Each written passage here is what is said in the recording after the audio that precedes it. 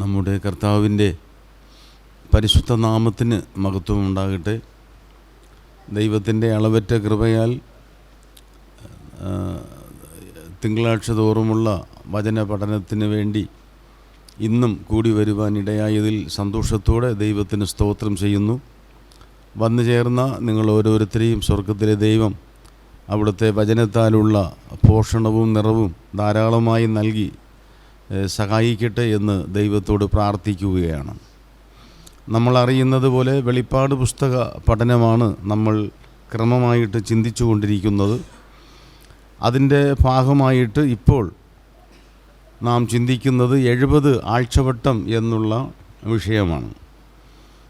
ഞാൻ മുമ്പ് പറഞ്ഞിട്ടുള്ളതുപോലെ വെളിപ്പാട് പുസ്തക പഠനത്തിനിടയിൽ ഇങ്ങനെ ഒരു വിഷയം പറയാതെ തന്നെ നമുക്ക് പഠനം തുടരാനായിട്ട് സാധിക്കും എന്ന് വരികിലും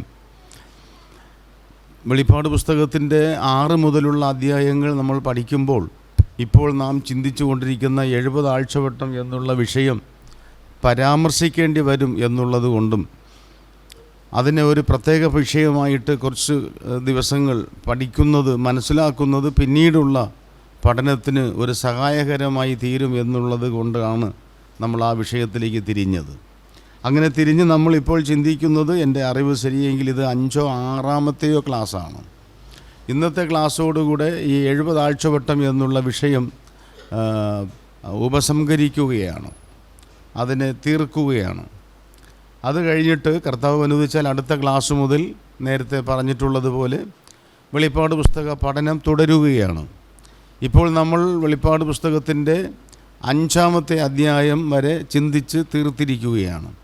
ഇനി നമുക്ക് തുടരേണ്ടത് 6ആമത്തെ അധ്യായം മുതലാണ്.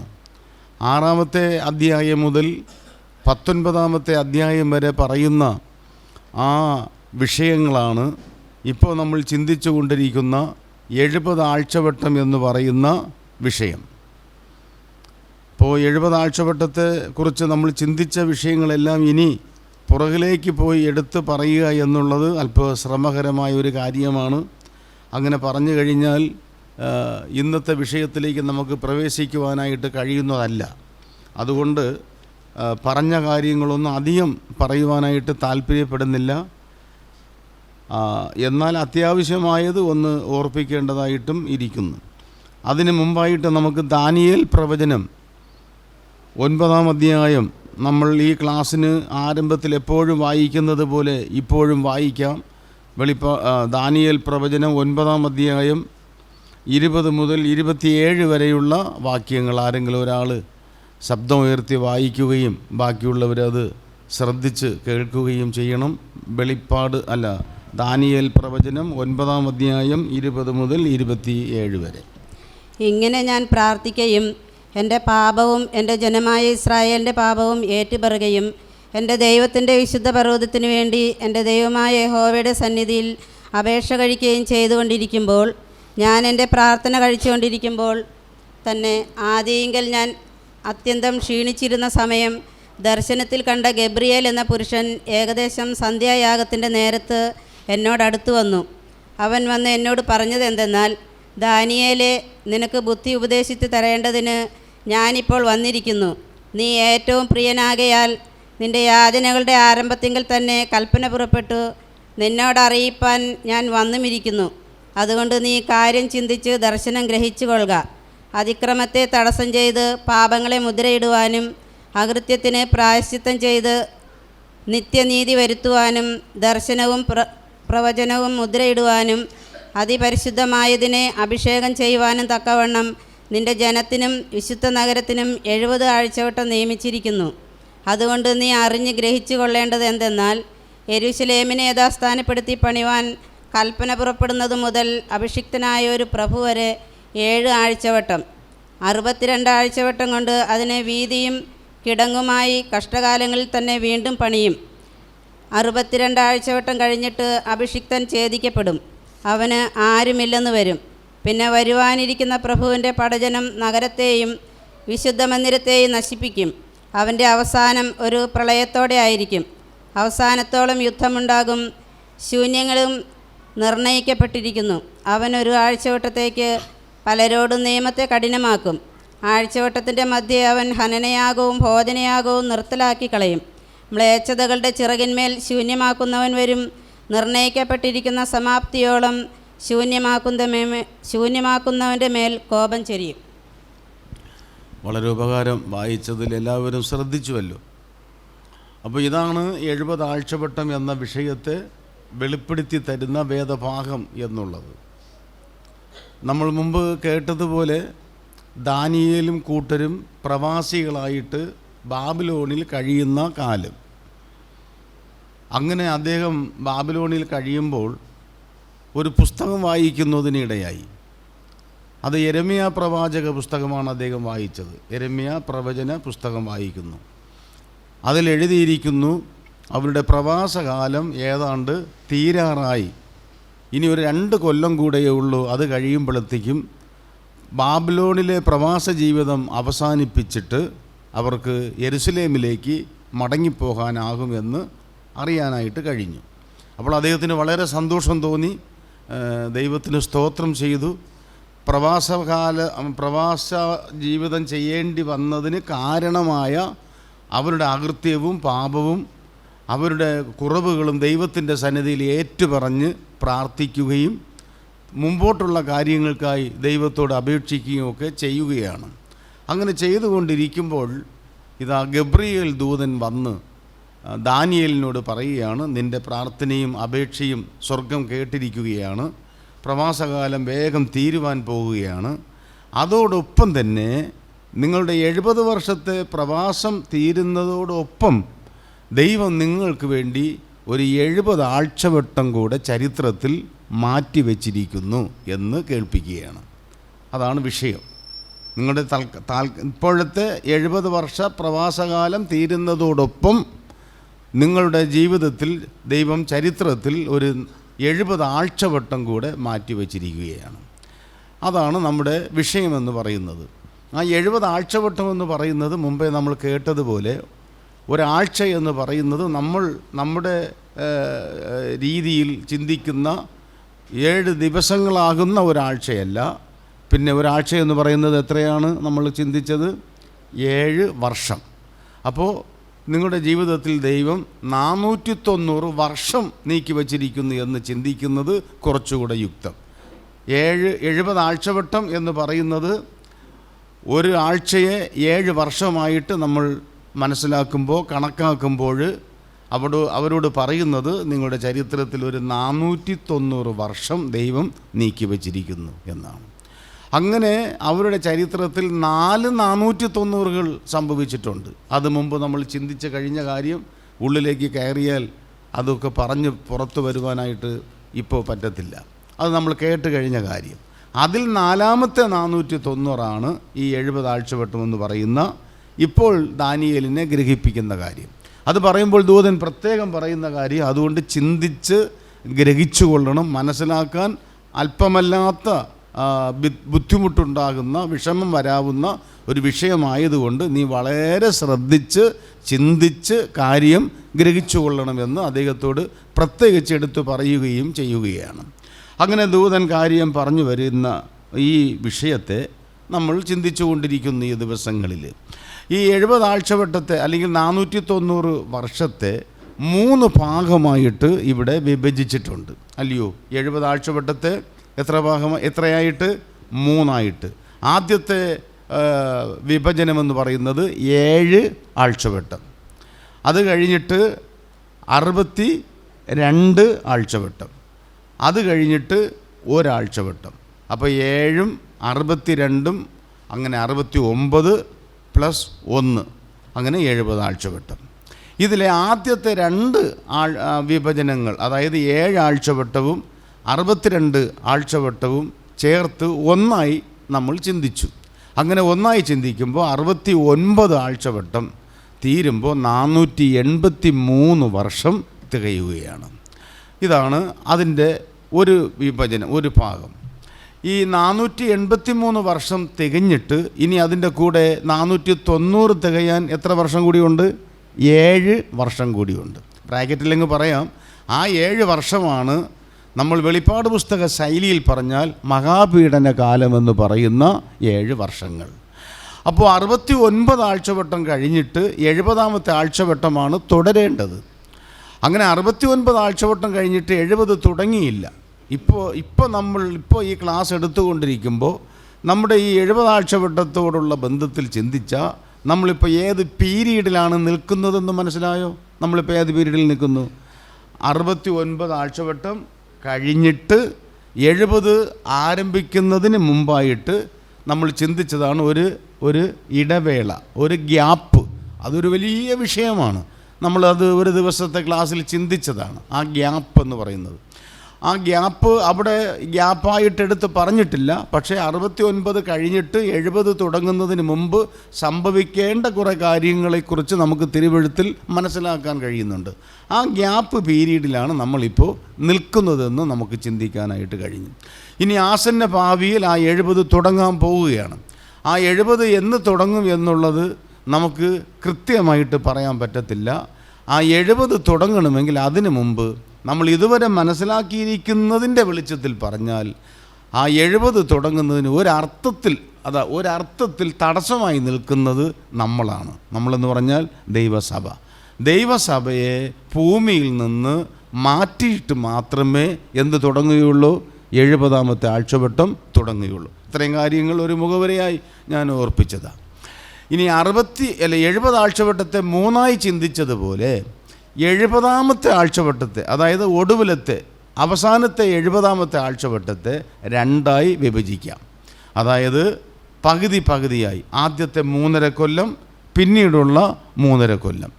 ആദ്യത്തെ 3.5 കൊല്ലം കാലം അന്തിക്രിസ്തു ഇവരോട് ഒരു അനുരഞ്ജന രീതിയിൽ, നയപരമായ രീതിയിലുള്ള ഇടപെടലുകളായിരിക്കും നടത്തുന്നത്. പക്ഷേ 3.5 കൊല്ലം കഴിയുമ്പോൾ അദ്ദേഹം അല്ലെങ്കിൽ അന്തിക്രിസ്തു ജനത്തോട് പറയും, യഹൂദന്മാരോട് പ്രധാനമായിട്ടും പറയുന്നത്, അദ്ദേഹത്തിൻ്റെതായ ഒരു പ്രതിമ ദൈവാലയത്തിൻ്റെ അതിവിശുദ്ധ സ്ഥലത്ത് വയ്ക്കുവാനായിട്ട് ആവശ്യപ്പെടും. ഒരിക്കലും യഹൂദൻ അത് അംഗീകരിക്കുകയില്ല. യഹൂദൻ അത് നിഷേധിക്കുമ്പോഴാണ് യഥാർത്ഥത്തിൽ പീഡനകാലം ആരംഭിക്കുന്നത്. നമ്മൾ കഴിഞ്ഞ ക്ലാസ്സിൽ അത് സംബന്ധിച്ച് വളരെ വിശദമായിട്ട് തന്നെ പറഞ്ഞു എന്ന് ഞാൻ കരുതട്ടെ. അത് ഓർപ്പിച്ചു കഴിഞ്ഞു. അതിൻ്റെ ഭാഗമായിട്ടുള്ളത് ഒക്കെ കുറേ കാര്യങ്ങൾ നിങ്ങളുടെ മനസ്സിൽ ഉണ്ടാകുമെന്ന് ഞാൻ കരുതുകയാണ്. അപ്പോൾ അത് കഴിയുമ്പോൾ പീഡനം ആരംഭിക്കുക. 70-ാമത്തെ ആഴ്ചവട്ടം നടക്കുകയാണ്. ഈ 70-ാമത്തെ ആഴ്ചവട്ടം എന്ന് പറയുന്നത്, അല്ലെങ്കിൽ 70 ആഴ്ചവട്ടം എന്ന് പറയുന്നത് ആർക്കാണെന്നും കൂടി ഞാൻ പറഞ്ഞു കഴിഞ്ഞതാണ്. അത് സഭയ്ക്കുള്ളതല്ല, മറ്റ് ലോകത്തിലുള്ള ഏതെങ്കിലും ഒരു ജാതിക്കുള്ളതല്ല. ഇത് യഹൂദന് വേണ്ടി മാത്രം. അത് അങ്ങനൊരു വാക്യം ഓർമ്മയുണ്ടല്ലോ. ദാനിയേൽ 9-ാം അധ്യായത്തിൻ്റെ 24-ാം വാക്യത്തിൻ്റെ ഒടുവിലത്തെ ഭാഗത്ത് പറയുന്നുണ്ട്, നിൻ്റെ ജനത്തിനും വിശുദ്ധ നഗരത്തിനും. നിൻ്റെ ജനം എന്ന് പറയുന്നത് യഹൂദന്മാരും വിശുദ്ധ നഗരമെന്ന് പറയുന്നത് യെരുശലേമുമാണ്. അപ്പോൾ നിൻ്റെ ജനത്തിനും യെരുശലേം നഗരത്തിനും വേണ്ടിയിട്ടാണ് 70 ആഴ്ചവട്ടം നിയമിച്ചിരിക്കുന്നത്, ദൈവം നിയമിച്ചിരിക്കുന്നത്. ഇന്ന് ഞാൻ പറയാൻ വരുന്നത് ഈ 70 ആഴ്ചവട്ടം കൊണ്ട് എന്താണ് സാധിക്കേണ്ടത്, എന്ത് സാധിക്കുവാൻ വേണ്ടിയിട്ടാണ് ഇങ്ങനെ ഒരു കാലഘട്ടത്തെ ചരിത്രത്തിൽ ദൈവം നീക്കി വച്ചിരിക്കുന്നത്. അതാണ് ഇന്നത്തെ നമ്മുടെ പ്രധാനപ്പെട്ട ഭാഗം. ആ 24-ാമത്തെ വാക്യം വായിച്ചേ. 24-ാമത്തെ വാക്യം. ഓ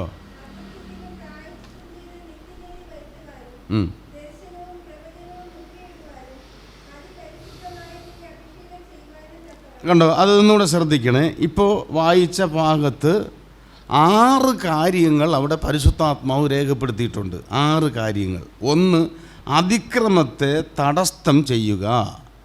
2, പാപങ്ങളെ മുദ്രയിടുക. 3, അകൃത്യത്തിന് പ്രായശ്ചിത്തം ചെയ്യുക. 4, നിത്യനീതി വരുത്തുക. 5, ദർശനവും പ്രവചനവും മുദ്രയിടുക. 6, അതിപരിശുദ്ധമായതിനെ അഭിഷേകം ചെയ്യുക. ഈ ചെയ്യുക എന്ന് ഞാൻ ആ ഒരു ശൈലിയിലങ്ങ് വായിച്ചതാണ്. ഇങ്ങനെ 6 കാര്യങ്ങൾക്കും വേണ്ടിയാണ്, അതിനു വേണ്ടി അത് ചെയ്യുവാനും തക്കവണ്ണം നിൻ്റെ ജനത്തിനും വിശുദ്ധ നഗരത്തിനും എന്ത് ചെയ്തിരിക്കുന്നു? 70 ആഴ്ചവട്ടം നിയമിച്ചിരിക്കുന്നു. കണ്ടോ? ഈ 6 കാര്യങ്ങളും യഹൂദനുമായി ബന്ധപ്പെട്ട കാര്യങ്ങളും കൂടെയാണ്. ഇത്രയും സുപ്രധാനമായ 1/2 ഡസനോളം കാര്യങ്ങൾ അവരുമായി ബന്ധപ്പെട്ട് നിവർത്തിക്കപ്പെടേണ്ടതിന്, അവരിൽ നിവർത്തിയാകുന്നതിന്, ആക്കുന്നതിന് വേണ്ടിയിട്ടാണ് ദൈവം 70 ആഴ്ചവട്ടത്തെ നീക്കി വച്ചിരിക്കുന്നത്. അത് ഏതൊക്കെയാണ്, അത് എപ്പോഴാണ് അതൊക്കെ സംഭവിക്കാൻ പോകുന്നത് എന്നുള്ളതാണ് നമുക്കിനി ചിന്തിപ്പാനുള്ളത്. അതിൽ ഒന്നാമത്തെ കാര്യമെന്ന് പറയുന്നത് കണ്ടോ, അതിക്രമത്തെ എന്ത് ചെയ്യുക?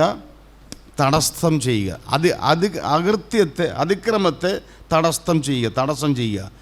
ഈ അതിക്രമം എന്ന് പറയുന്നത് ഈ പാപത്തിൻ്റെ പര്യായ പദമാണ്. പാപത്തിൻ്റെ പര്യായ പദം അറിയാം. അത് പാപത്തിന് ഒരുപാട് സമാനമായ വാക്കുകൾ നമ്മൾ ഉപയോഗിക്കാറുണ്ട്. അകൃത്യം, ലംഘനം, ദൈവത്തോടുള്ള മറുതലിപ്പ്, ഒരുപാട് അനുസരണക്കേട്, ദൈവത്തിന് വിരുദ്ധമായി ജീവിക്കുക തുടങ്ങിയ ഒരുപാട് വാക്കുകളുണ്ട്. അതിലൊരു പ്രധാന പദമാണ് അവിടെ ഉപയോഗിച്ചിരിക്കുന്നത്. അതിക്രമത്തെ തടസ്സം ചെയ്യുക, അതിനെ ഇല്ലായ്മ ചെയ്യുക, അതിനെ നീക്കുക എന്നുള്ളതാണ്. അപ്പോൾ പാപത്തെ എന്നേക്കുമായിട്ടും പരിഹരിക്കുക. അവരോടുള്ള ബന്ധത്തിൽ, ഇസ്രായേലിനോടുള്ള ബന്ധത്തിൽ പാപത്തിന് പരിഹാരം വരുത്തുക, അവരിൽ കുടികൊണ്ടിരിക്കുന്ന തിന്മയ്ക്ക് പരിഹാരം വരുത്തുക. അതാണ് പ്രധാനപ്പെട്ട ഒരു ഭാഗം.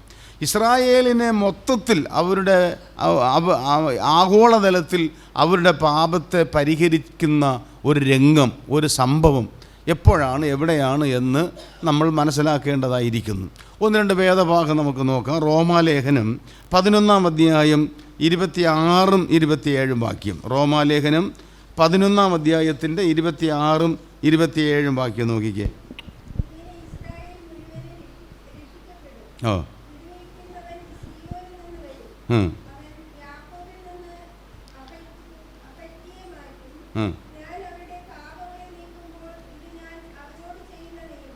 എന്ന് ഈ വാക്യത്തിൽ പറയുന്നത് എന്നതാണ്? ഇസ്രായേൽ മുഴുവനും രക്ഷിക്കപ്പെടാൻ പോവുക. ഇസ്രായേൽ മൊത്തത്തിലൊരു ജാതി എന്ന നിലയിൽ സമ്പൂർണമായും അവർ വീണ്ടെടുക്കപ്പെടുവാൻ പോകുകയാണ്. ഇപ്പോൾ അങ്ങനെ ആയിട്ടില്ല കേട്ടോ. ഇപ്പോൾ അവർ ഈ പറഞ്ഞ രീതിയിൽ രക്ഷിക്കപ്പെട്ടിട്ടില്ല, പെടാൻ പോകുകയാണ്. അത് കഴിഞ്ഞിട്ട് പറയുകയാണ്, വിടുവിക്കുന്നവൻ, അങ്ങനെ അവരെ പാപത്തിൽ നിന്ന് വിടുവിക്കുന്നവൻ വരുവാൻ പോവുകയാണ്. അവൻ, ആ വരുന്നവനായ വീണ്ടെടുപ്പുകാരൻ യാക്കോബിൽ നിന്ന് അഭക്തിയെ മാറ്റി. അവിടെ യാക്കോബ് എന്ന് ഉദ്ദേശിക്കുന്നത് ഇസ്രായേലിനെ മൊത്തത്തിൽ പറയുന്ന ഒരു വാക്കാണ്. ഇസ്രായേലിനെ അകൃത്യത്തിൽ നിന്ന് യാക്കോബിൽ നിന്ന് അഭക്തിയെ മാറ്റും. ഞാൻ അവരുടെ പാപങ്ങളെ നീക്കുമ്പോൾ ഇത് ഞാൻ അവരോട് ചെയ്യുന്ന നിയമം. അപ്പോൾ അഭക്തിയെ മാറ്റുക, അവരുടെ പാപങ്ങളെ നീക്കുക.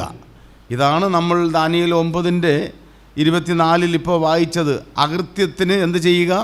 തടസ്സം വരുത്തുക. ഇതിൽ 2 പ്രധാനപ്പെട്ട ആശയങ്ങൾ അതിനകത്ത് കിടപ്പുണ്ട്. അകൃത്യത്തിന് തടസ്സം ചെയ്യുക എന്നുള്ളത്. അതിൻ്റെ ചില ഭാഗങ്ങൾ പിന്നീട് പറയുന്ന ഭാഗം വരുമ്പോൾ ഞാൻ പറഞ്ഞുകൊള്ളാം.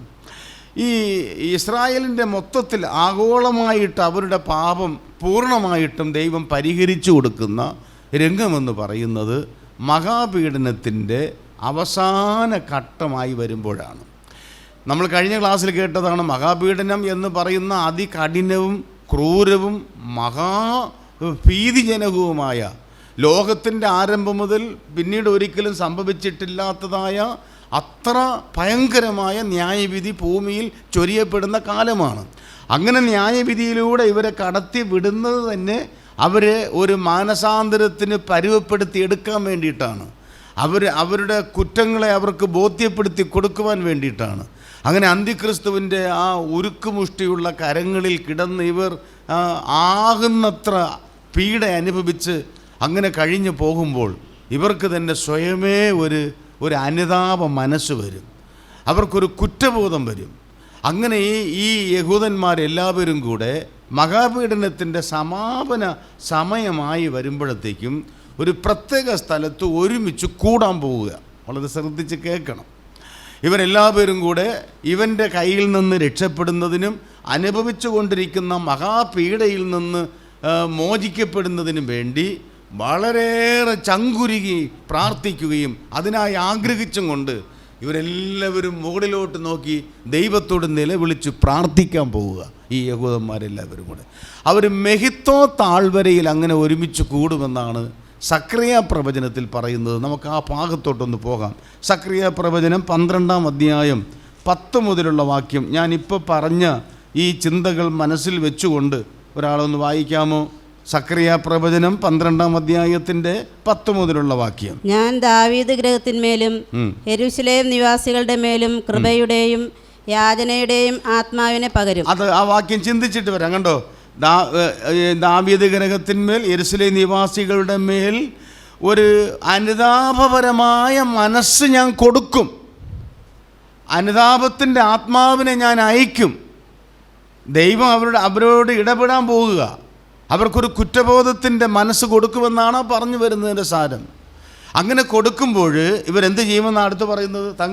തങ്ങൾ കുത്തിയിട്ടുള്ളവങ്കിലേക്ക് എന്ത് ചെയ്യും? നോക്കും. അവർ കുത്തിയത് ആരെയാ? അവർ കുത്തിയെന്ന് പറയുന്ന ആരെയാ? കർത്താവിനെയാ. അവനെ ഞങ്ങൾക്ക് വേണ്ട, അവനെ ക്രൂശിക്കാം എന്ന് നിലവിളിച്ചത് അറിയാമല്ലോ. അങ്ങനെ ഈ ജാതി മൊത്തവും അവർ തള്ളിപ്പറഞ്ഞതും അവർ ക്രൂശിപ്പാൻ ഏൽപ്പിച്ചു കൊടുത്തതുമായ കർത്താവിലേക്ക് നോക്കും. ശരിക്കും പറഞ്ഞ ഇവർ മുകളിലേക്ക് നോക്കി നിലവിളിക്കുക, അയ്യോ കർത്താവേ, ഞങ്ങൾ നിന്നെ തള്ളിപ്പറഞ്ഞു, ഞങ്ങൾ നിന്നെ ഉപദ്രവിച്ചു, ഞങ്ങൾ നിന്നെ ക്രൂശിലേറ്റി, ഞങ്ങൾ മഹാദുഷ്ടന്മാരാണ്, നിൻ്റെ രക്തം ഞങ്ങളുടെ മേൽ വരട്ടെ എന്ന് ഞങ്ങൾ നിലവിളിച്ചവരാണ്, ഞങ്ങൾ കഠിനന്മാരും കിരാതന്മാരുമാണ്. അവരങ്ങ് അനുദപിക്കും, കുറ്റവങ്കിലേക്ക് നോക്കും. എന്നിട്ടെന്ത് ചെയ്യുന്നു? ഏകജാതനെക്കുറിച്ച് വിലപിക്കുന്നത് പോലെ അവർ അവനെ കുറിച്ച് എന്ത് ചെയ്യും? വിലപിക്കും. ആദ്യജാതനെക്കുറിച്ച് വ്യസനിക്കുന്നത് പോലെ അവർ അവനെക്കുറിച്ച് വ്യസനിക്കും. അന്നാളിൽ മെഹിത്തോ താഴ്വരയിലുള്ള ഹദദ് റിമ്മോനിലെ വിലാപം പോലെ യെരുശലേമിൽ ഒരു മഹാവിലാപം ഉണ്ടാകും. ഇവർ കൂട്ടമായിട്ട് കരയാൻ പോവുക. ഈ ചില വേദ പഠിതാക്കൾ പറയുന്നത് അങ്ങനെ ഇവർക്ക് ഈ അനുതാപ മനസ്സ് വന്ന് പശ്ചാത്താപ ചിന്തയോടുകൂടെ നിലവിളിച്ച് കരയുമ്പോൾ അപ്പോഴാണ് ഇവർ യെശയ്യാവിൻ്റെ പ്രവചനം 53-ാം അധ്യായം ആവർത്തിച്ച് പറയും. എന്തുവാ യെശയ്യാവ് നമ്മൾ യെശയ്യാവ് 53-ാം അധ്യായം ഇപ്പോൾ ആരാധന യോഗത്തിലൊക്കെ വായിച്ച് പറയുകയും ചിന്തിക്കുകയൊക്കെ ചെയ്യുന്നില്ലേ? 53-ാം അധ്യായത്തിൽ യേശുക്രിസ്തുവിൻ്റെ കഷ്ടാനുഭവങ്ങളും ക്രൂശീകരണത്തെയും കുറിച്ചാണ് പറയുന്നത്. അവിടുത്തെ പ്രധാനപ്പെട്ട ഭാഗം എന്ന് പറയുന്നത് ഇവർ ഏറ്റുപറയും. എന്തുവാ? നമ്മുടെ സമാധാനത്തിനായുള്ള ശിക്ഷ അവൻ്റെ മേൽ വന്നു, അവൻ്റെ അടിപ്പിണറുകളാൽ നമുക്ക് സൗഖ്യം വന്നിരിക്കുന്നു, അവൻ നമ്മുടെ ശിക്ഷാവിധികളെ ചുമന്നു. അവിടെ പറയുന്ന ഓരോ വാക്കുകളും ഇവർ ഏറ്റുപറയുമ്പോൾ അവരുടെ സ്വന്തം അനുഭവമായിട്ട് അവർ നിലവിളിച്ച് കരയാൻ പോവുക. അപ്പോൾ ആ യെശയ്യാ 53-ാം അധ്യായം പ്രാവചനികമായ നിലയിൽ ഇവർ ഇങ്ങനെ തങ്ങളുടേതായിട്ട് ഏറ്റെടുത്ത് നിലവിളിച്ച് കരയുമ്പോൾ അക്ഷരാർത്ഥത്തിൽ നിവർത്തിക്കപ്പെടുവാൻ പോകുന്നത് അപ്പോഴാണ്. അങ്ങനെ ഇവർ കരഞ്ഞ് നിലവിളിച്ച് മുകളിലേക്ക് നോക്കി ഓലോല കണ്ണുനീർ തൂകി മൊത്തത്തിൽ നെടുവീർപ്പിട്ട് ഒരു ജാതികൾ മൊത്തവുമായി നിന്ന് നിലവിളിക്കുമ്പോൾ ശരിക്കും സംഭവിക്കാൻ പോകുന്നത് പ്രത്യേകം വിളിക്കുമെന്നാണ്. അതിൻ്റെ 12-ാമത്തെ വാക്യം നോക്ക്. ദേശം കുലമായി വെവ്വേറെ വിലപിക്കും.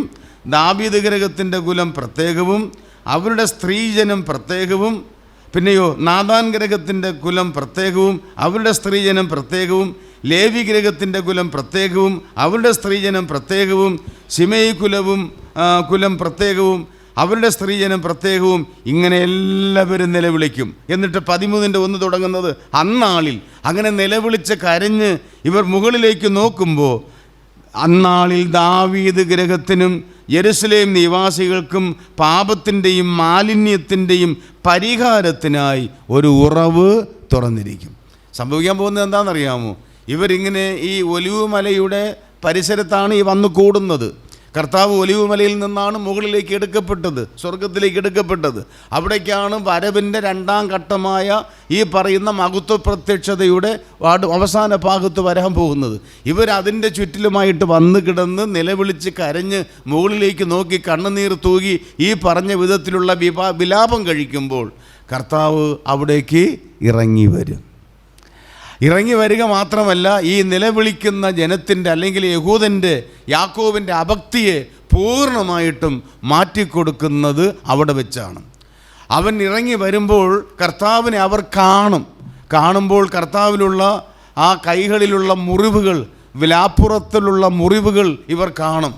കർത്താവ് ഒലിവ് മലയിൽ പ്രത്യക്ഷപ്പെട്ട് നിൽക്കുമ്പോൾ ചുറ്റിലുമായിട്ട് കൂടിക്കിടന്ന് നിലവിളിക്കുന്ന ഇവർ കർത്താവിനെ കാണുമ്പോൾ അവർ ഒരു കാര്യം കൂടി കാണുന്നു. എവിടെയാ? അതിൻ്റെ 13-ാം അധ്യായത്തിൻ്റെ നമ്മളിപ്പോൾ വായിച്ചല്ലോ, ഒന്നാണ് ഞാൻ വായിച്ചത്. അതിൻ്റെ 6-ാമത്തെ വാക്യം നോക്ക്. 6-ാമത്തെ വാക്യം. എന്നാൽ അവനോട് നിന്റെ കയ്യിൽ കാണുന്ന ഈ മുറിവ് അവർ ചോദിക്കും നിന്റെ കയ്യിൽ കാണുന്ന ഈ മുറിവുകൾ എന്ത് എന്ന് ചോദിക്കുന്നതിന് അവൻ എന്നെ സ്നേഹിക്കുന്നവരുടെ വീട്ടിൽ വെച്ച് ഞാൻ അടികൊണ്ടതാകുന്നു എന്ന് ഉത്തരം പറയും. അവരെല്ലാവരും കൂടെ ചേർന്ന് ചോദിക്കും നിന്റെ കയ്യിൽ കാണുന്ന അല്ലെങ്കിൽ നിന്റെ വിലാവിൽ കാണുന്ന ഈ മുറിവുകൾ എവിടെ നിന്നാണ്, എങ്ങനെ പറ്റിയതാണ്? അപ്പോൾ കർത്താവ് പറയും ഞാൻ എന്നെ സ്നേഹിക്കുന്നവരുടെ വീട്ടിൽ വെച്ച് അടികൊണ്ടതാണ്, അവരെനിക്ക് തന്ന സമ്മാനമാണ്.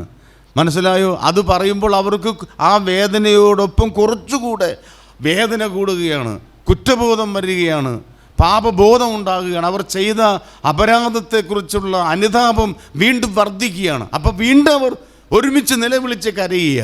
അപ്പോഴാണ് സ്വർഗത്തിലെ ദൈവം അവരുടെ പാപത്തെ എന്നേക്കുമായി പരിഹരിച്ചു കൊടുക്കുന്നത്. നമ്മൾ എന്ത് പറഞ്ഞും കൊണ്ടാണ് ഇങ്ങോട്ട് വന്നത്? യാക്കോബിൽ നിന്ന് അഭക്തിയെ തടസ്സം ചെയ്യുന്നത്, അഭക്തിയെ നീക്കിക്കൊടുക്കുന്നതിന്. വിടുവിക്കുന്നവൻ സിയോനിൽ നിന്ന് വരും, യാക്കോബിൽ നിന്ന് അഭക്തിയെ മാറ്റിക്കൊടുക്കും. പാപപരിഹാരത്തിനായി അവരുടെ മുമ്പിൽ ഉറവ് തുറന്നിരിക്കുമെന്ന് പറയുന്നത് പ്രത്യക്ഷപ്പെട്ട് കർത്താവ് അവരുടെ പാപത്തെ ക്ഷമിച്ചു കൊടുക്കുന്ന രംഗമാണ്.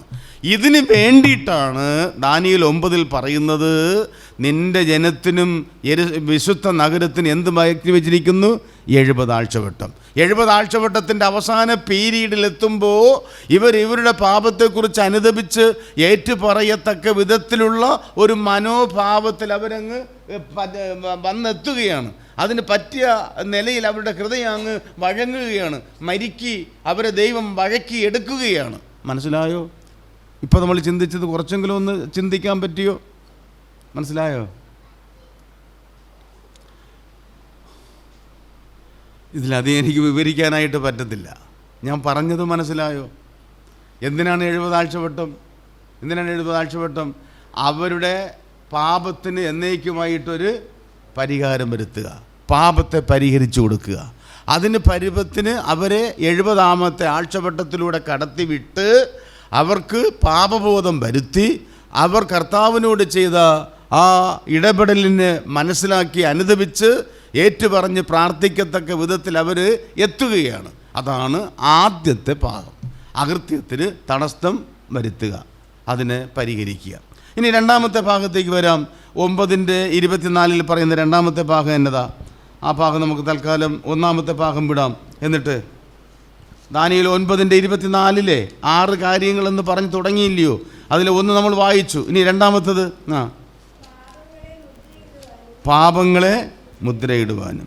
ഈ പാപങ്ങളെ മുദ്രയിടുക എന്ന് പറഞ്ഞാൽ എന്താ? ഇപ്പം നമ്മൾ ചിന്തിച്ചതോട് ഏതാണ്ട് അടുത്തടുത്ത് തൊട്ട് നിൽക്കുന്ന ഒരു ആശയമാണ്.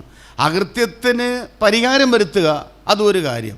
2-ാമത് ആഴ്ചവട്ടം കൊണ്ട് സാധിക്കേണ്ടത് പാപങ്ങളെ മുദ്രയിടുക, പാപത്തിന് മുദ്രയിടുക, അതിന് ഉന്മൂലനം വരുത്തി നീക്കുക. ഈ പാപങ്ങളെ മുദ്രയിടുക എന്ന് പറയുന്നതിനകത്ത് 2 പ്രധാനപ്പെട്ട ചിന്തകൾ ഉണ്ട്. ഒന്ന്, പാപത്തിൻ്റെ പ്രഭവസ്ഥാനം, പാപത്തിൻ്റെ എന്താ പറയുക ഈറ്റില്ലം, പാപത്തിന് വിത്തുവാകുന്നത്, പാപത്തിന് തുടക്കം, അതിൻ്റെ ഉറവിടമെന്ന് പറയുന്നത് പിശാചാണ്. മനസ്സിലായോ? പാപത്തിൻ്റെ ഉറവിടം എന്ന് പറയുന്നത് പിശാചാണ്. ഈ പാപങ്ങളെ മുദ്രയിടുക എന്ന് പറയുന്നതിനുള്ള ഒരാശയമാണ് ഞാൻ ഈ പറയുന്നത്. പാപത്തിൻ്റെ പ്രഭവസ്ഥാനമായ പിശാചിനെ പൂർണ്ണമായും എന്താ പറയുക പിടിച്ചു കെട്ടുക, പിശാചിനെ എന്താ പറയുക അമർച്ച ചെയ്യുക. അതാണ് അതിനകത്തുള്ള ഒരാശയം. വെളിപ്പാട് പുസ്തകം 20-ാം അധ്യായം എടുത്തേ. വെളിപ്പാട് പുസ്തകം 20-ാം അധ്യായം അതിൻ്റെ 1 മുതലുള്ള വാക്യം വായിക്കാമോ? വെളിപ്പാട് 20:1 മുതൽ. അനന്തരം ഒരു ദൂതൻ അഗാധത്തിന്റെ താക്കോലും അഗാധത്തിന്റെ അതെ ഒരു വലിയ ചങ്ങലയും കയ്യിൽ പിടിച്ചുകൊണ്ട് സ്വർഗത്തിൽ നിന്ന് ഇറങ്ങുന്നത് ഞാൻ കണ്ടു.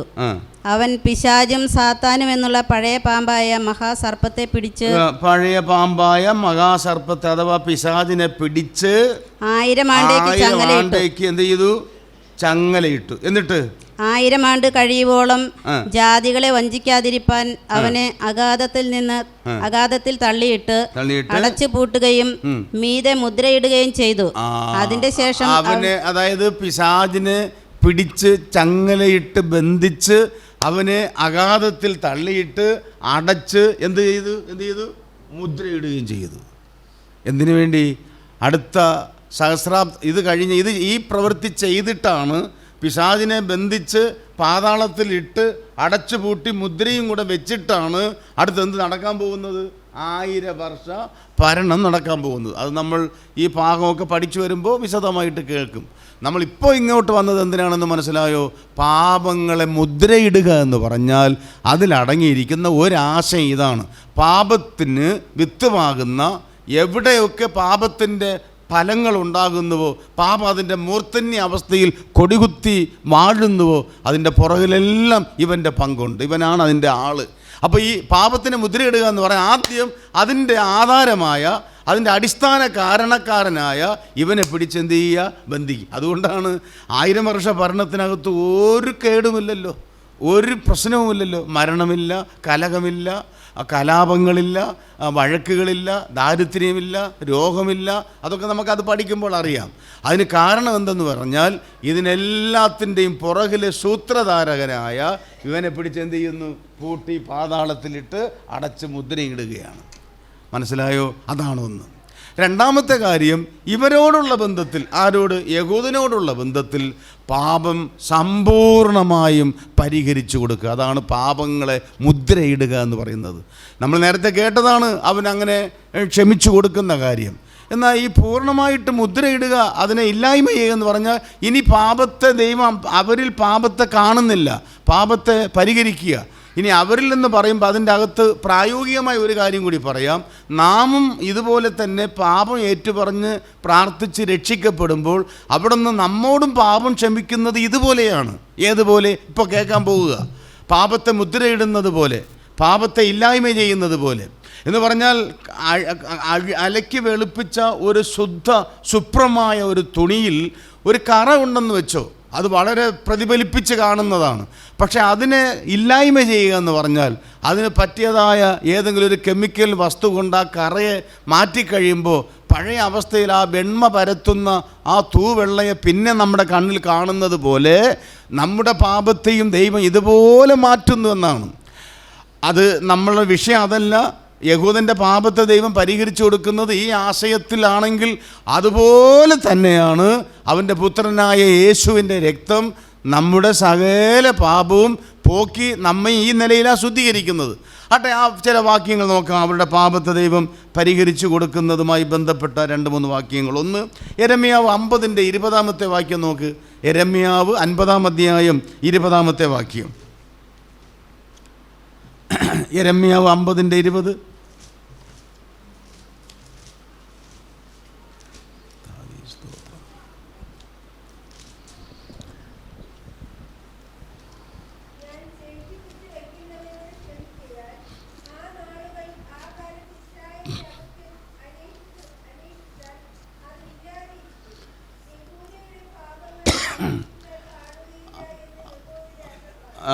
ഒന്നും കൂടെ ആ വാക്യം വായിക്കണം. എല്ലാവരും എടുത്തല്ലോ. യെരമ്യാവ് 50 20 വാക്യം. ഞാൻ ശേഷിപ്പിച്ചു വയ്ക്കുന്നവരോട് ക്ഷമിക്കയാൽ ആ നാളുകളിൽ, ആ കാലത്ത് ഇസ്രായേലിൻ്റെ അകൃത്യം അന്വേഷിച്ചാൽ അതെങ്ങനെ ഇരിക്കുമെന്നാണ്. എന്നിട്ട് യഹൂദയുടെ പാപം അന്വേഷിച്ചാൽ എന്താ ആ പറഞ്ഞതിൻ്റെ അർത്ഥം എന്തുവാണ്? അങ്ങനെയാണ് പാപങ്ങളെ ദൈവം മായ്ച്ചു കൊടുക്കുന്നത്. പിന്നെ പാപം അവരുടെ പാപം പിന്നെ അന്വേഷിച്ചാൽ കാണുകയില്ലെന്ന് പറഞ്ഞാൽ അത്ര പൂർണ്ണമായി ക്ഷമിച്ചു കൊടുക്കുക എന്ന് പറഞ്ഞാൽ അങ്ങനെ ക്ഷമിക്കുകയാണ്. അങ്ങനെ ഒരു സംഭവം അവരിൽ സംഭവിച്ചിട്ടില്ല എന്ന നിലയിൽ ഓർക്കുക. നമ്മളൊക്കെ ക്ഷമിച്ചാലോ? ഞാൻ അതുപോലെയൊക്കെ പറഞ്ഞങ്ങോട്ട് വിവരിക്കാൻ വരുന്നില്ല, എന്നാലും ഞാൻ പറഞ്ഞു പോവുക. ക്ഷമിക്കുക എന്ന് പാപം ക്ഷമിക്കുക എന്ന് പറഞ്ഞാൽ ക്ഷമിച്ചു എങ്കിലും നമ്മൾ ഒരിക്കലും അതൊന്നും എന്ത് ചെയ്യത്തില്ല, മറക്കത്തില്ല. മനസ്സിൻ്റെ മൂലയിൽ എവിടെയെങ്കിലുമൊക്കെ ആ ഓർമ്മകൾ വച്ചിരിക്കുക. ദൈവം തമ്പുരാൻ നമ്മോട് ക്ഷമിക്കുക എന്ന് പറഞ്ഞാൽ, പാപത്തെ പരിഹരിക്കുക എന്ന് പറഞ്ഞാൽ, പാപമില്ലാത്ത അവസ്ഥയിൽ നമ്മെ എപ്പോഴും കാണുന്നു എന്നുള്ളതാണ്. സ്തോത്രം. 2 വാക്യം നോക്കിക്കോ. 2 വാക്യം 85 സങ്കീർത്തനം 2 വാക്യം. 85 സങ്കീർത്തനം 2 വാക്യം.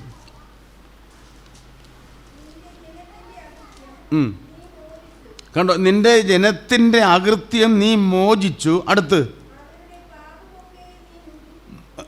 അതാണ് അവരുടെ പാപമൊക്കെയും എന്ത് ചെയ്തെന്നാണ്? മൂടിക്കളഞ്ഞു. ഇതിനെ വേറൊരു വേദഭാഗത്ത് പറയുന്നത് നോക്കാം. മീകാ പ്രവചനം 7:19 വാക്യം. മീകാ പ്രവചനം 7-ാം അധ്യായം 19 വാക്യം. ഇത് തന്നെയാണ് ഈ നമ്മൾ വായിച്ച ഇപ്പോഴത്തെ ഈ 3 വാക്യങ്ങളും സമാനമായ ആശയങ്ങളാണ് അവിടെ പറയുന്നത്. ആ ആ കണ്ടോ, അവരുടെ പാപങ്ങളൊക്കെയും സമുദ്രത്തിൻ്റെ, നമ്മൾ സാധാരണ 103-ാം സങ്കീർത്തനത്തിൽ വായിക്കുമല്ലോ, മിക്കവാറും വായിക്കുന്ന ഒരു വാക്യമുണ്ടല്ലോ, നമ്മുടെ പാപത്തിൻ്റെ മോചനം എങ്ങനെയെന്ന് പറയുന്ന ഒരു ഭാഗം. ആ വാക്യം വായിച്ച് തന്നെ കേൾപ്പിക്കാം. 103-ാം സങ്കീർത്തനം അതിൻ്റെ 10-ാമത്തെ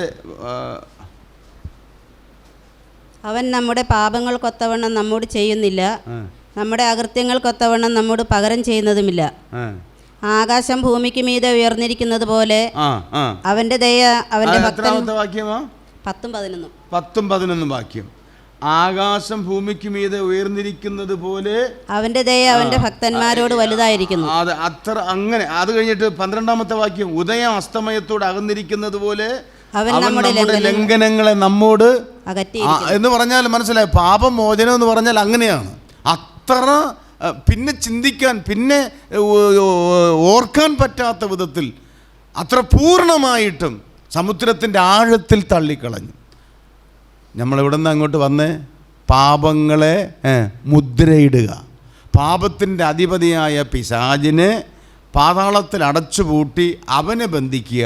അതാണ് അതിൻ്റെ ഒരു ആശയം. 2, യഹൂദൻ്റെ പാപത്തെ ഇപ്പോൾ നമ്മൾ കേട്ട പ്രകാരം എന്നേക്കുമായിട്ടും ദൈവം എന്ത് ചെയ്തു കൊടുക്കുന്നു? മോചിപ്പിച്ചു കൊടുക്കുന്നു. എങ്ങനെ? കിഴക്കിനും പടിഞ്ഞാറിനുമുള്ള അകലം പോലെ, ഭൂമിക്ക് ആകാശം പൊങ്ങിയിരിക്കുന്നത് പോലെ, സമുദ്രത്തിൻ്റെ ആഴത്തിൽ ഇട്ട് കളയുന്നത് പോലെ ഇനി ഞാൻ ഓർക്കുകയുമില്ല എന്ന നിലയിൽ മാറ്റിക്കൊടുക്കുക. അതിനാണ് 70 ആഴ്ചവട്ടം എന്ത് ചെയ്തിരിക്കുന്നത്? നിയമിച്ചിരിക്കുന്നത്. 3-ാമത്തെ കാര്യം, 3 പറയുന്നത് എവിടെ ഉള്ളതാ? ദാനിയേൽ 9:24 വാക്യത്തിൽ പറയുന്ന 3-ാമത്തെ കാര്യം, അകൃത്യത്തിന് പ്രായശ്ചിത്തം ചെയ്യുക. അകൃത്യത്തിന് പ്രായശ്ചിത്തം ചെയ്യുക. അത് 1-ാമത്തെ പോയിന്റിൽ നമ്മൾ ചിന്തിച്ച ആശയങ്ങളാണ് ഇതിനകത്തും ഉള്ളത്. 1-ാമത്തെ പോയിന്റിൽ പറയുന്ന കാര്യങ്ങൾ തന്നെയാണ്. അതിനകത്ത് വേറൊരു കാര്യം എന്ന് പറയുന്നത് അകൃത്യത്തിന് പ്രായശ്ചിത്തം ചെയ്യുക. അകൃത്യം പരിഹരിക്കപ്പെടുന്നതിന് അതിന് പ്രായശ്ചിത്തം നടത്തണം. പ്രായശ്ചിത്തം, ഈ പ്രായശ്ചിത്തം എന്ന് പറയുന്ന പ്രയോഗമാണ് വളരെ ശ്രദ്ധിക്കേണ്ടത്. നിങ്ങൾക്കറിയാമോ, യേശുക്രിസ്തുവിൻ്റെ ക്രൂശ് മരണത്തിന് വേദപുസ്തകത്തിൽ ഉപയോഗിച്ചിരിക്കുന്ന പദങ്ങളിൽ ഒരു പദമാണ് പ്രായശ്ചിത്തം എന്ന് പറയുന്നത്. യേശുക്രിസ്തുവിൻ്റെ മരണത്തെ മരണം എന്ന് പറഞ്ഞിട്ടുണ്ടെങ്കിലും കൂടുതലും ഉപയോഗിച്ചിട്ടുള്ളത് വേറെ പദങ്ങളാണ്. അതിൽ 2 പ്രധാനപ്പെട്ട പദങ്ങൾ, യാഗം, മറ്റൊന്ന് പ്രായശ്ചിത്തം. ഈ പ്രായശ്ചിത്തം എന്ന പദമാണ് വളരെ ശ്രദ്ധിക്കേണ്ടതായ ഒരു കാര്യം. ഇപ്പോൾ ഇവിടെ പറയുന്നത് അകൃത്യത്തിന് പ്രായശ്ചിത്തം ചെയ്യുക, പാപത്തിന് പ്രായശ്ചിത്തം ചെയ്യുക. അത് യേശുക്രിസ്തുവിൻ്റെ ക്രൂശും മരണമാണ്. യേശുക്രിസ്തുവിൻ്റെ ക്രൂശും മരണത്തിലൂടെയാണ് പാപത്തിന് പ്രായശ്ചിത്തം നടന്നത്. വേറെ ഒരു മരണവും കൊണ്ട് പാപത്തിന് പ്രായശ്ചിത്തം വന്നിട്ടില്ല. പാപത്തെ പരിഹരിക്കുവാൻ ലോകത്തിൽ ഇതപര്യന്തം ഇന്ന് വരെ നടന്നിട്ടുള്ള മരണം എന്ന് ഏതെങ്കിലും ഒന്നുണ്ടെങ്കിൽ അത് യേശുക്രിസ്തുവിൻ്റെ മരണം മാത്രമാണ്. യേശുക്രിസ്തുവിൻ്റെ മരണത്തിൽ കൂടി മാത്രമാണ് യഹൂദനായാലും മറ്റ് ഏതെങ്കിലും ഒരു വിഭാഗത്തിൽപ്പെട്ടവർക്കായാലും പരിഹാരം ഉണ്ടാകുന്നത്. ഇനി ആ പ്രായശ്ചിത്ത മരണത്തെ പറയുന്ന ഒരു ഭാഗം പുതിയ നിയമത്തിൽ നമുക്കൊന്ന് വായിച്ച് കേൾക്കാം. റോമാലേഖനം 3-ാം അധ്യായത്തിൻ്റെ 25-ാമത്തെ വാക്യം. റോമാലേഖനം 3:25 വാക്യം. വിശ്വസിക്കുന്നവർക്ക് അവൻ തൻ്റെ രക്തം മൂലം പ്രായശ്ചിത്തമാകുവാൻ. വിശ്വസിക്കുന്ന ആളുകൾക്ക്, ആരായാലും, ആണോ പെണ്ണോ കുഞ്ഞോ മുതിർന്ന ആളോ ഏത് വിഭാഗത്തിൽപ്പെട്ട ആളോ അതൊന്നും ഇവിടെ വിഷയമല്ല. വിശ്വസിക്കുന്നവർക്ക്, വിശ്വസിക്കുന്ന ആൾക്ക് യേശുക്രിസ്തുവിൻ്റെ രക്തത്താൽ എന്താകുവാൻ? പ്രായശ്ചിത്തമാകുവാൻ. പ്രായശ്ചിത്തമായിട്ട് ഈ യേശുക്രിസ്തുവിൻ്റെ രക്തത്തെ പാപത്തിൻ്റെ പ്രായശ്ചിത്തമായിട്ട് ഒഴുക്കുക. ഈ ആശയം നമുക്ക് പഴയ നിയമത്തിലെ ഒരു യാഗവുമായി ബന്ധപ്പെട്ട് വായിച്ചിട്ട് മടങ്ങി വരാം. ലേവ്യ പുസ്തകം 17-ാം അധ്യായം, ലേവ്യ പുസ്തകം 17-ാം അധ്യായത്തിൻ്റെ 11-ാമത്തെ വാക്യം നോക്ക്. ലേവ്യ പുസ്തകം 17:11. മാംസത്തിന്റെ ജീവൻ രക്തത്തിലല്ലോ ഇരിക്കുന്നത്.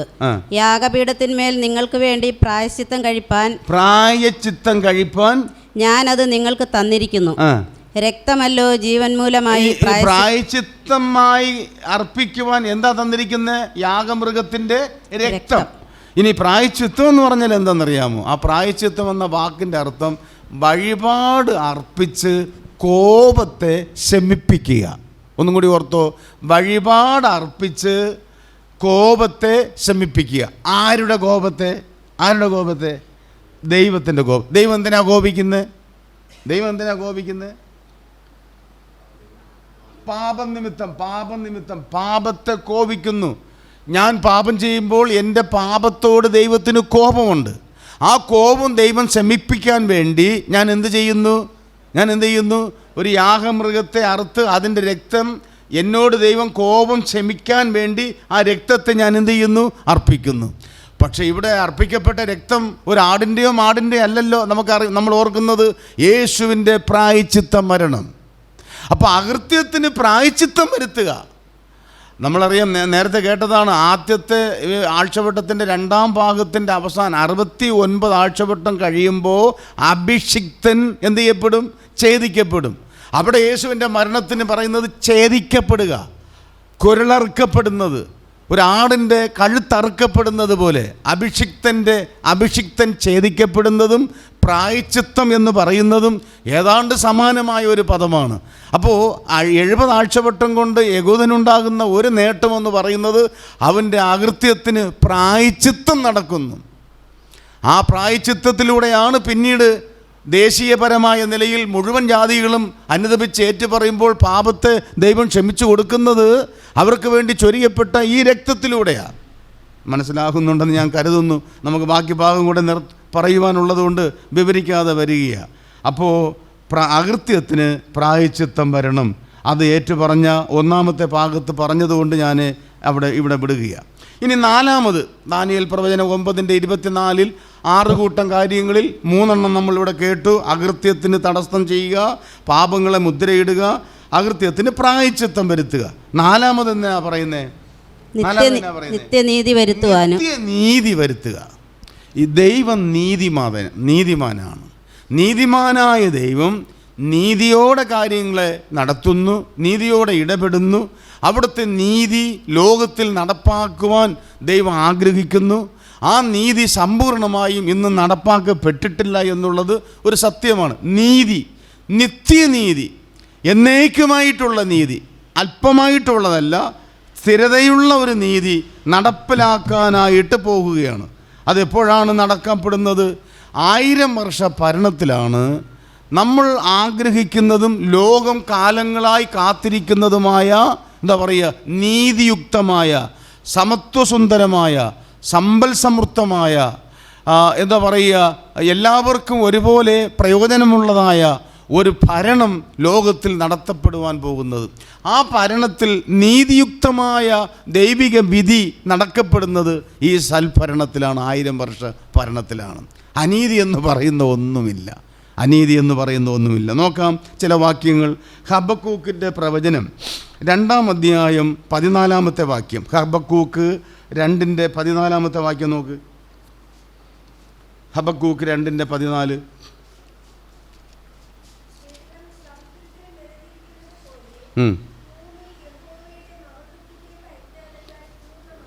പൂർണ്ണമാകും. ഭൂമി യഹോവയെക്കുറിച്ചുള്ള വെള്ളം സമുദ്രത്തിൽ നിറഞ്ഞിരിക്കുന്നത് പോലെ ഭൂമി യഹോവയുടെ മഹത്വത്താൽ, യഹോവയെക്കുറിച്ചുള്ള പരിജ്ഞാനത്താൽ നിറഞ്ഞിരിക്കും. സമ്പൂർണമായ നീതിയുക്തമായ ഒരു അന്തരീക്ഷമായിരിക്കും ആ ഭരണത്തിൽ. അടുത്ത വാക്യം യെരമ്യാവ് 23:5-6 വാക്യം. യെരമ്യാവ് 23-ാം അധ്യായം 5-6 വാക്യം നോക്കുക. യെരമ്യാവ് 23:5-6 വാക്യം. ഞാൻ ദാവീദിന് നീതിയുള്ളൊരു മുളയായവനെ ഉത്ഭവിപ്പിക്കുന്ന കാലം വരും. പ്രത്യേകം ശ്രദ്ധിച്ചോ, ദാവീദിന് നീതിയുള്ള ഒരു മുളയായവനെ ഉത്ഭവിക്കുന്ന കാലം വരും. അവൻ രാജാവായി വാണ്, ആ നീതിമാനായവൻ രാജാവായി വാണ്, ബുദ്ധിയോടെ പ്രവർത്തിച്ച് ദേശത്ത് നീതിയും ന്യായവും നടത്തും. ദേശത്ത് നീതിയും ന്യായവും നടത്തും. നീതിയും ന്യായവും നടത്തും. മൂന്നാമത്തെ വാക്യം കൂടെ നമുക്ക് വായിക്കാം. സദൃശവാക്യങ്ങൾ അല്ല, യെശയ്യാവ് 11:5. യെശയ്യാവ് 11-ാം അധ്യായം 5-ാമത്തെ വാക്യം. ഇപ്പൊ നമ്മൾ വായിച്ച് കേട്ട വാക്യം മനസ്സിൽ ഓർത്തു വെച്ചിരിക്കുന്ന നല്ലതാ കേട്ടോ.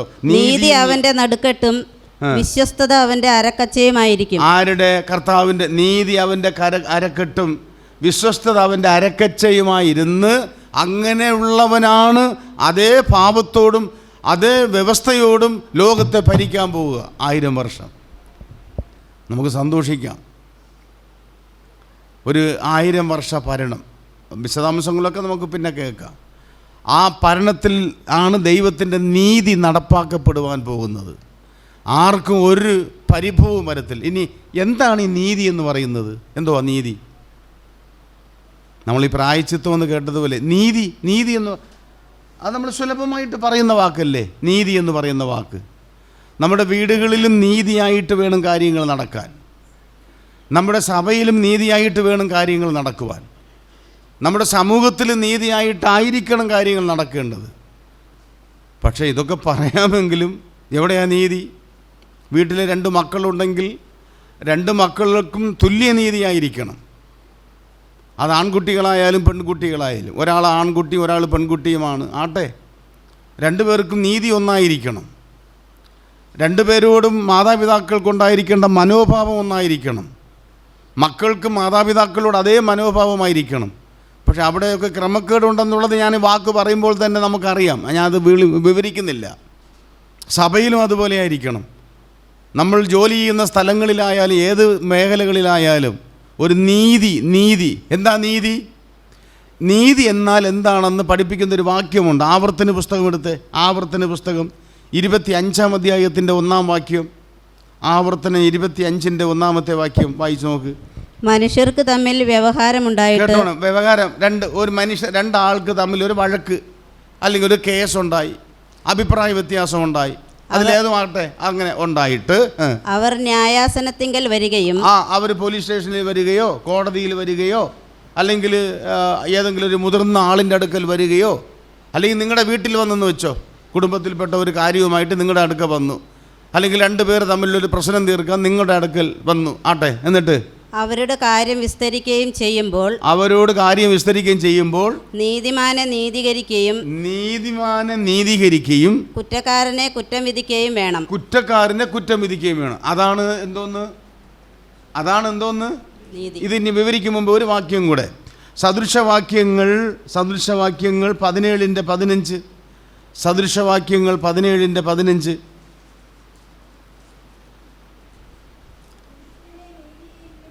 ദുഷ്ടനെ നീതീകരിക്കുന്നവനും നീതിമാനെ കുറ്റം വിധിക്കുന്നവനും 2 പേരും ഒരുപോലെ എങ്ങനെയുണ്ട്? തെറ്റ് ചെയ്തവനെ തെറ്റ് ചെയ്തു എന്ന് പറയണം, തെറ്റ് ചെയ്യാത്തവനെ തെറ്റ് ചെയ്തിട്ടില്ല എന്ന് പറയണം. അല്ലാതെ ചെയ്താൽ ആ ചെയ്യുന്ന കാര്യം ദൈവത്തിൻ്റെ മുമ്പാകെ വെറുപ്പ്, ദൈവത്തിന് വെറുപ്പാണ്, സമൂഹത്തിന് ചിലപ്പോൾ വെറുപ്പൊന്നും വരണമെന്നില്ല. അപ്പോൾ ഇവിടെ ഞാൻ പറയുമ്പോൾ തന്നെ നമ്മുടെ മനസ്സിൽ ഒരുപാട് സംശയങ്ങളും വികാരങ്ങളും ഇങ്ങനെ പൊന്തി വരുന്നുണ്ടെന്ന് എനിക്കറിയാം. എന്നാൽ ഈ പറഞ്ഞ നിലയിൽ കുറ്റക്കാരൻ ഇനി ഏത് കൊലക്കൊമ്പനായാലും അവൻ കുറ്റക്കാരനാണെന്നും കുറ്റം ചെയ്യാത്തവൻ എത്ര നിസാരനായ ആളായാലും അവൻ കുറ്റം ചെയ്തിട്ടില്ലെന്നും ഈ മനോഭാവത്തോടെ ലോകത്തിലൊരു നീതി നടപ്പാക്കുന്ന കാലം അത് സഹസ്രാബ്ദ വാഴ്ചയിൽ മാത്രമാണ്.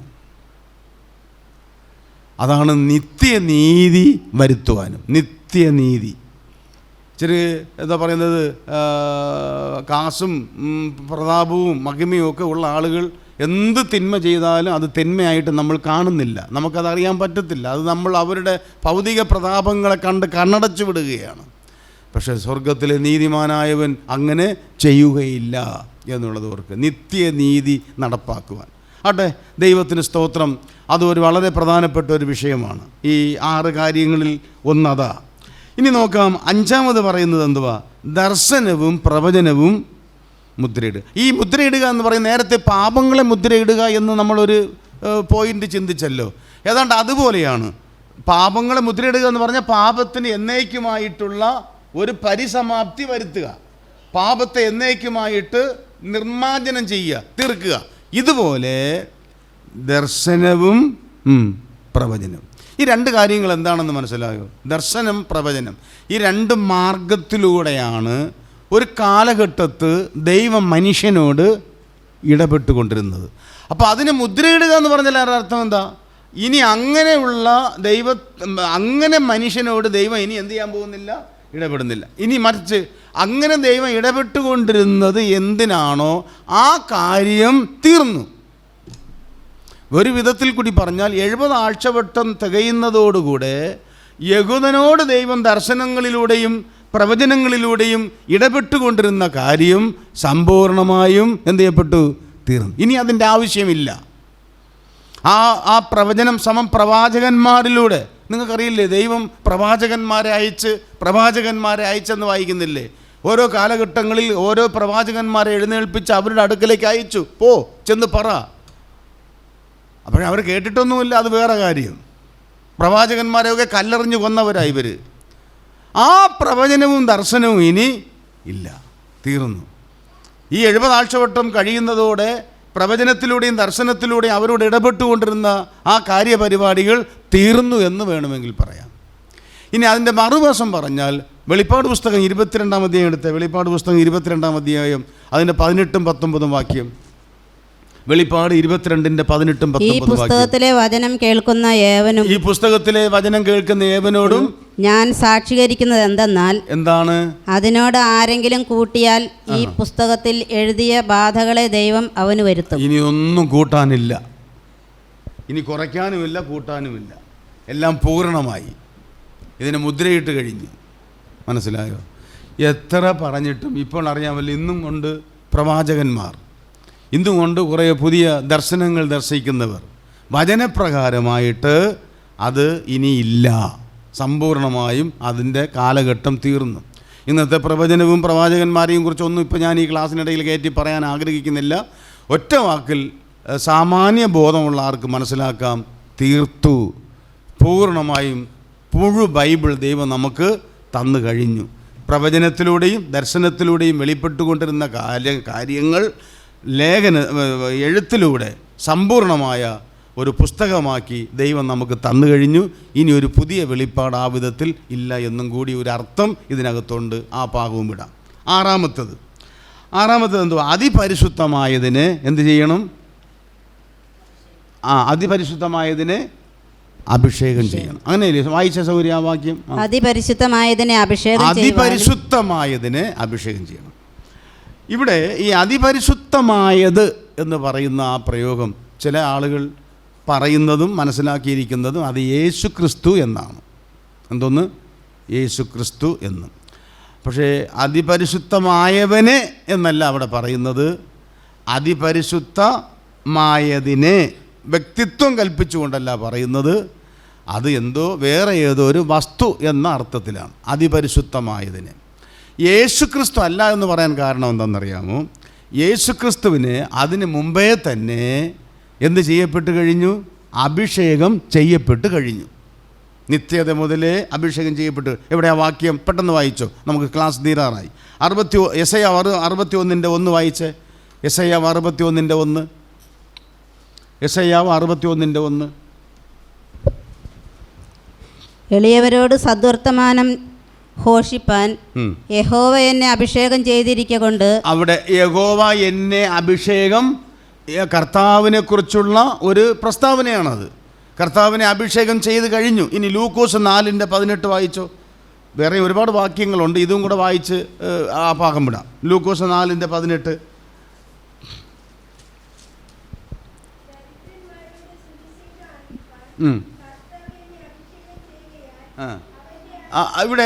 ഇവിടെയും യേശുവിനെ കുറിച്ചുള്ള ഒരു പരാമർശമാണ്. എന്നെ അഭിഷേകം ചെയ്തതാണ്. അപ്പോൾ രണ്ടാമതൊരു അഭിഷേകം ഇനിയില്ല. കർത്താവിനെ അഭിഷേകം ചെയ്തു കഴിഞ്ഞു. ഓൾറെഡി അഭിഷിക്തനാണ്. അഭിഷിക്തൻ ഛേദിക്കപ്പെടുമെന്നാണല്ലോ നമ്മൾ 9-ാം അധ്യായത്തിൽ മുമ്പേ നമ്മൾ പഠിച്ചത്. അഭിഷിക്തനാണ്. അപ്പോൾ പിന്നെ ഇവിടെ ഈ അതിപരിശുദ്ധമായതിനെ അഭിഷേകം ചെയ്യുക എന്ന് പറഞ്ഞാൽ അതിനെക്കുറിച്ചുള്ള പൊതുവായ അംഗീകൃതമായ നമുക്ക് അനുയോജ്യമായ സ്വീകാര്യമായ ഒരു അർത്ഥമെന്ന് പറയുന്നത് ഇവിടെ ദാനിയേൽ 9:24 6 കാര്യങ്ങളിൽ 6ാമത് പറയുന്ന കാര്യം സഹസ്രാബ്ദ വാഴ്ച കാലത്ത് ഉണ്ടാകാൻ പോകുന്ന യെരുശലേമിലെ ദൈവാലയത്തെക്കുറിച്ചാണ്. യെരുശലേമിലെ ദൈവാലയത്തെക്കുറിച്ചാണ് പറയുന്നത്. ആ ദൈവാലയത്തെ അഭിഷേകം ചെയ്യുന്ന കാര്യം, ആ ദൈവാലയത്തിൽ നമ്മുടെ കർത്താവ് നേരത്തെ അഭിഷിക്തനാണ് എന്ന് വരികിലും താൻ അവിടെ സിംഹാസനസ്ഥനായിട്ട് വാഴാൻ പോവുകയാണ്. ഈ പറയുന്ന ദൈവാലയത്തിൽ യാഗപീഠമോ ഏബോധോ പഴയ ദൈവാലയത്തിൽ കാണുന്ന വിധത്തിലുള്ള ഒന്നും തന്നെ ഇവിടെ ഇല്ല. ഇവിടെ കർത്താവ് തന്നെ സകലത്തിൻ്റെയും പൂർത്തീകരണമായി, സകലത്തിൻ്റെയും പൊരുളായി അവിടെ സിംഹാസനസ്ഥനായിരിക്കും. ആ ദൈവാലയത്തെ അഭിഷേകം ചെയ്യുന്ന കാര്യമാകണം ഈ പറയുന്നതെന്നാണ് പൊതുവെ പണ്ഡിത മതം. അങ്ങനെയാണ് അതിനെക്കുറിച്ച് പറയുന്നത്. അതോടുകൂടെ ഇത്രയും കാര്യങ്ങളെ ഉദ്ദേശിച്ചുകൊണ്ടും കൂടെയാണ് നിൻ്റെ ജനത്തിനും വിശുദ്ധ നഗരത്തിനും 70 ആഴ്ചവട്ടം നിയമിച്ചിരിക്കുന്നു എന്ന് അവിടെ പറഞ്ഞിരിക്കുന്നത്. ഇതിലധികം കാര്യം അവിടെ വിവരിപ്പാനായിട്ട് നിവൃത്തിയില്ല. നിങ്ങൾ ശ്രദ്ധിച്ചതിൽ വളരെ സന്തോഷമുണ്ട്. ഈ ഓർമ്മകളോടും ചിന്തകളോടും കൂടിയാണ് കർത്താവ് അനുവദിച്ചാൽ നമുക്ക് അടുത്ത ക്ലാസ് മുതൽ വീണ്ടും വെളിപ്പാട് പുസ്തകം 6-ാം അധ്യായത്തിലേക്ക് നമ്മൾ പ്രവേശിക്കാൻ പോകുന്നത്. 5-ാം അധ്യായത്തിൻ്റെ അവസാനത്തിൽ നമ്മൾ നിൽക്കുന്നുവെന്ന് ഓർത്താൽ മതി. അതിനിടയ്ക്ക് കയറിയാണ് ഇങ്ങനെ ഒരു സംഭവം നമ്മൾ കുറച്ച് ക്ലാസ്സുകളായിട്ട് കേട്ടത്. വീണ്ടും നമ്മൾ കേട്ട 70-ാമത്തെ ആഴ്ചവട്ടത്തിൻ്റെ 70-ാമത്തെ ആഴ്ച വെളിപ്പാട് പുസ്തകം 6-ാം അധ്യായത്തോടുകൂടി എന്ത് ചെയ്യുകയാണ്? ആരംഭിക്കുകയാണ്. അവിടെ നമുക്ക് അടുത്ത ക്ലാസ് മുതൽ കർത്താവിന് വെച്ചാൽ നമുക്ക് പ്രവേശിക്കാം. ഈ ചിന്തകളും പഠനവും നമ്മുടെ ആത്മീയ അഭിവൃദ്ധിക്കും വചന നിശ്ചയത്തിനും കർത്താവിനെ എതിരേൽക്കാൻ ഒരുങ്ങുന്നതിനും നമ്മളെ ഒരുക്കുന്നതിന് മുഖാന്തരമായി തീരട്ടെ എന്നുള്ള പ്രാർത്ഥനയോടെ നിങ്ങൾ ശ്രദ്ധിച്ചതിലുള്ള നന്ദിയും അറിയിച്ചുകൊണ്ട് നിർത്തുന്നു. കർത്താവിൻ്റെ നാമത്തിന് മഹത്വം ഉണ്ടാകട്ടെ.